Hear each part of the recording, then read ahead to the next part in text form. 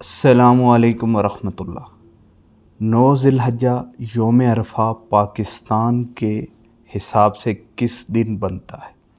اس کے اندر لوگوں میں بہت زیادہ اختلافات پائے جاتے ہیں، یعنی کہ عام عوام اس شکوک و شبہات میں رہتی ہے کہ 9 ذی الحجہ پاکستان میں سعودی عرب کے اعتبار سے ہے یا پاکستان میں پاکستان کی 9 ذی الحجہ کے اعتبار سے۔ چنانچہ بعض لوگ اس طرح کرتے ہیں کہ 9 ذی الحجہ سعودی عرب کے مطابق مناتے ہیں اور روزہ سعودی عرب کے مطابق رکھتے ہیں۔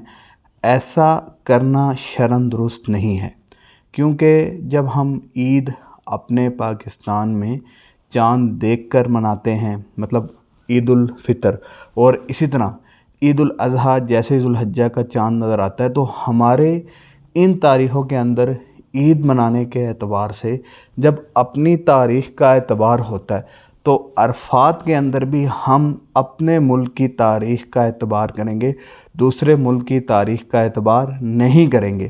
یہی بات فقہائے کرام نے بھی لکھی ہے۔ چنانچہ اوقات کے اندر جیسے ہمارے اوقات کار متعین ہیں اور ہمارے اور ان کے اوقات کے درمیان اچھا بھلا فرق ہے، لہٰذا عید الاضحیٰ، عید الفطر جیسے ہم پاکستان میں اپنی تاریخ اور چاند کے اعتبار سے مناتے ہیں، ایسے ہی 9 ذی الحجہ عرفات کا دن بھی ہم اسی دن منائیں گے جب پاکستان کے اندر 9 ذی الحجہ کی تاریخ ہوگی۔